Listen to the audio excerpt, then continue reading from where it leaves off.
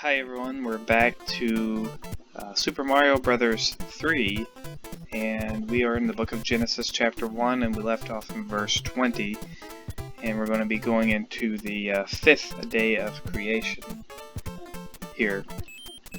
So let's get on into level 5 on Mario.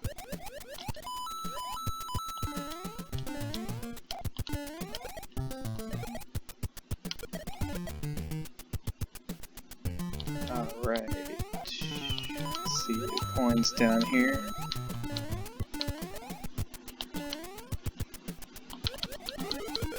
We'll take firepower. Switch things up a little bit here. I think there's a secret block. Ah. Oh no!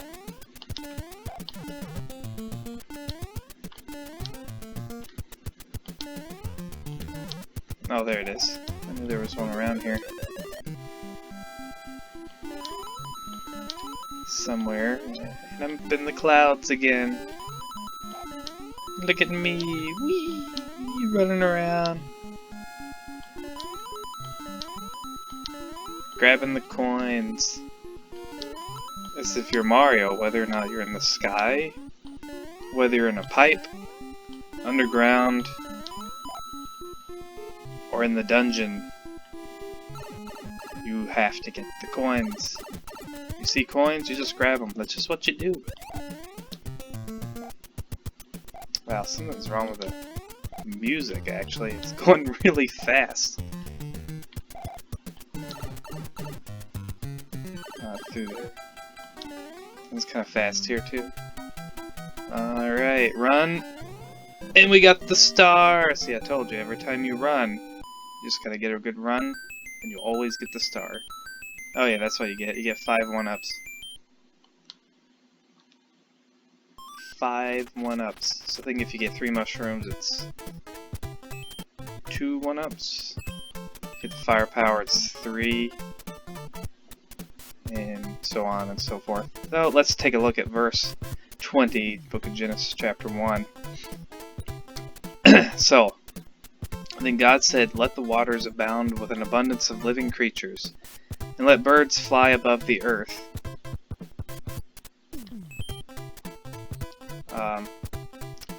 Sorry, I was trying to pause the game, but it's not working.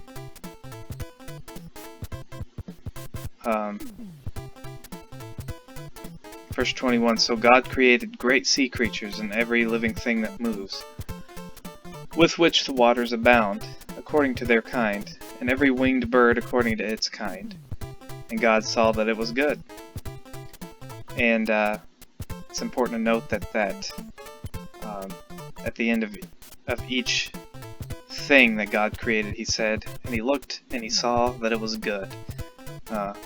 I always like that because it's like God in His infinite power and wisdom looked at everything He made and made an assessment, you know, like any good creator or artist or someone that's fixed something that was broken. They take a look at it and say, "This is good. I don't need to add anything. I don't need to take anything else away. This is perfect." And of course, God being God, His wisdom and power is much more than man's. So He said, He looked at it, and it was good. And this was all in the beginning, of course. Things, as we read Scripture, and as we know, the fall of man caused a lot of not so good things to happen. But in the very beginning, God made everything perfect. He looked and said it was good. And God blessed them, saying, "Be fruitful and multiply, and fill the waters of the seas, let the birds multiply on the earth." Verse 23, "So the evening and the morning were the 5th day." So God ends this day, the 5th day. So up to this point, He's made day 1, there was light and darkness. He made the heavens and the earth, and then God made the sky, Day 3, he made dry land appear, he made the plants, trees, the seas, and Day 4, he made the stars, the moon, the sun, the galaxy. And on Day 5 here is the first day that he's actually started to make living critters upon the earth. And you think of all the life that is in the sea.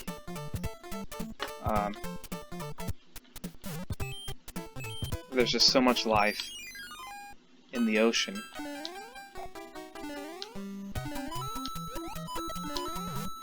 Alright, there's a mushroom, and I almost fell off trying to get it. Oh no. There we go. Let's jump on this guy. Bloop. Let's see, I think there's a one up in here. There's some coins in this block. Let's see, I think it's this one. Yep. If you couldn't tell, like I said before, I couldn't tell you how many times I played this game. Like I said, a perfect game to start off with. It's, I pretty much know everything there is to know about Super Mario 3 here. All the secrets? No! Ah! What was I saying? Oh no. Now I get stuck with Hammer Brothers. Let's take him out. I think we get something special once we take him out. Let's see what it is. A star! I always wanted a star. Whee! Alright, let's try this again. Yeah, so, as I was saying, 5th day of creation. All the life that is in the ocean. I mean, there's so much life, living creatures and critters in the ocean that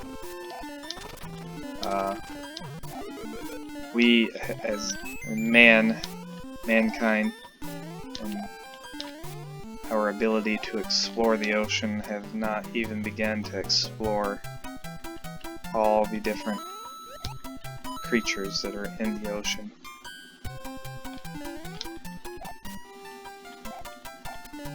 And God made all of it. Spoke it all into existence. Alright, let's get a good run. Oh no! You see that? They stuck a turtle there at the end. That was a dirty trick. They knew you'd be running to the exit. Good thing I knew it was there though. Let's see. Let's get this mushroom house. Pick a box. Its contents will help you on your way. Firepower, great. I'd say the firepower and the leaf, which gives you raccoon. The raccoon tail turns you to Raccoon Mario. Are probably the two that I use the most. Let's see here if I can turn it down for some reason. Well, let me pause it. Let's just turn it down some.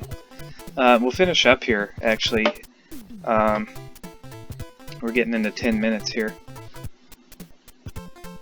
So, I wanted to take a little bit deeper look into what I was saying yesterday about the day, about how God ended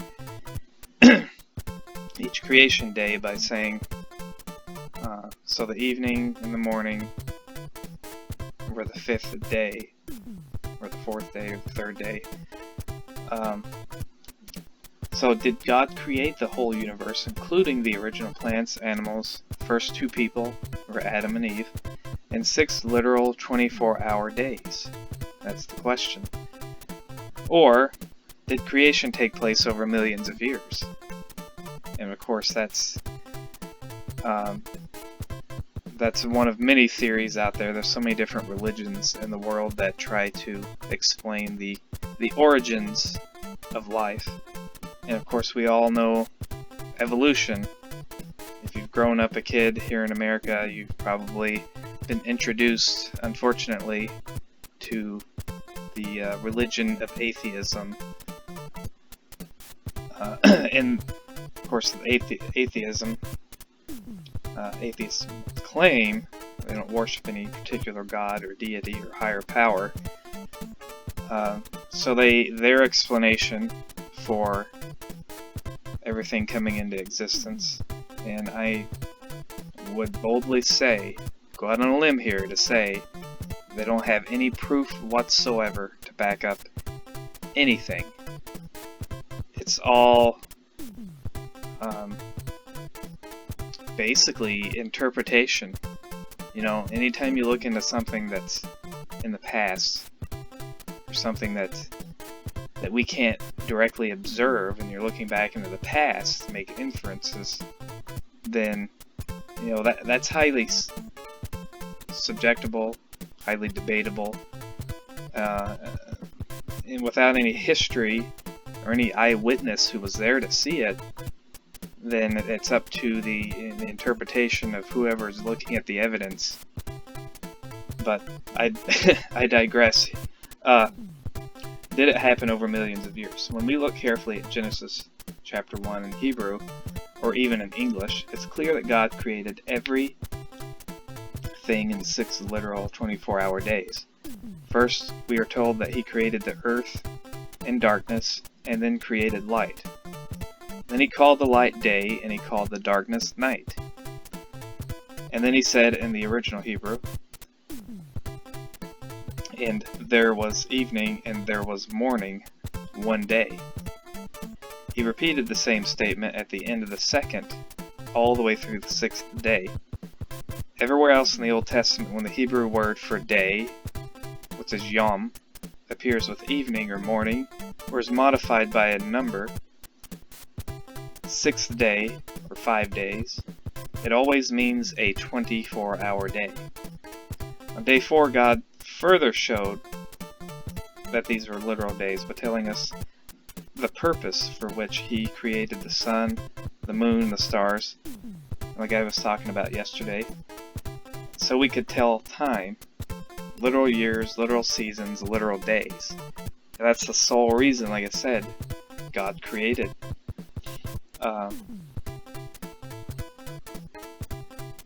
The sun, the moon, the stars, and all that we see in the galaxy when we're looking up into the night sky.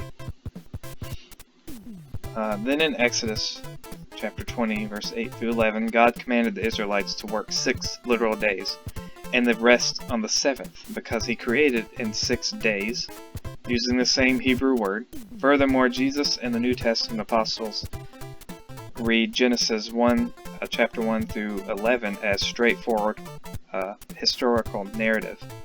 There are additional good scholarly reasons for coming to that conclusion as well. There's no biblical or scientific reason to be ashamed in believing in a recent 6-day, literal day creation. God has spoken clearly and truthfully about creation. So, yeah, if you're, and there are people who are out there who believe this too, Christians, and I'll say quote-unquote Christian, because you've got to get the foundation right whenever you're looking at Scripture. If you claim to be a Christian, you have to have Genesis right, you have to have the foundation right, and it's got to be correct. I mean, there's no way of reading into this anything else than by supernatural power, which is God. He's not something that we can see or measure, not in this life anyway. It's something we can't know or understand, His power, the supernatural a way that God created the world just by simply asking it, saying it into existence. So we serve a powerful, wonderful God, that's for sure. And there's no way to read anything else into it than just it says what it says, and it is what it says it is. God created the world and everything in it in 6 days, and He rested on the 7th. Alright, let's go ahead and finish World 1. We'll go into the castle here, and then we'll finish today's episode. It's terrible, the king has been transformed. Please find the magical wand so we can change him back. Oh, now the pause button works. I think I need to get a new controller. This one seems like the start and select buttons are sticky on this controller. I press them really hard to get them to work.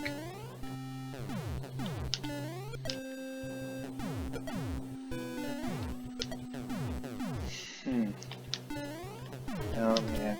I could probably play through this with my eyes closed. Dodge the cannons.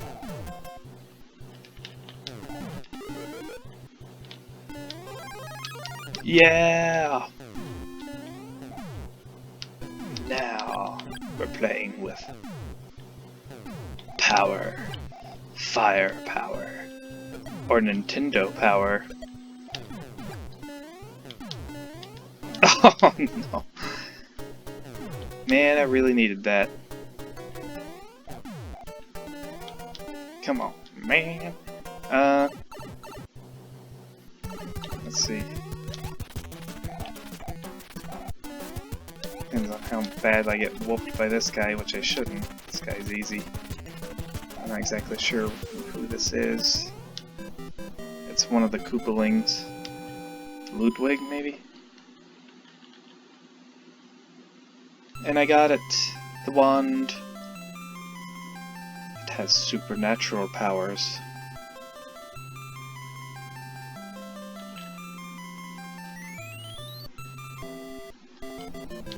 Thank heavens I'm back to my old self again. Here's a letter from the princess.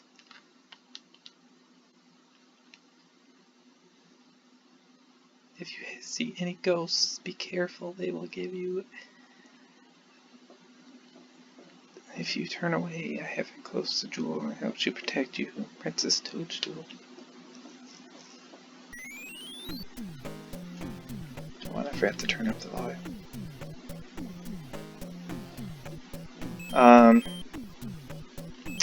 Alright, this is World 2.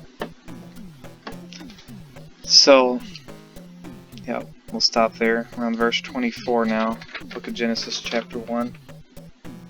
And we'll be on the 6th day of creation, leading our way up to the creation of all the land critters and man and woman. Tomorrow, probably, I'm going to talk a little bit about, we'll read scripture too, but I want to talk about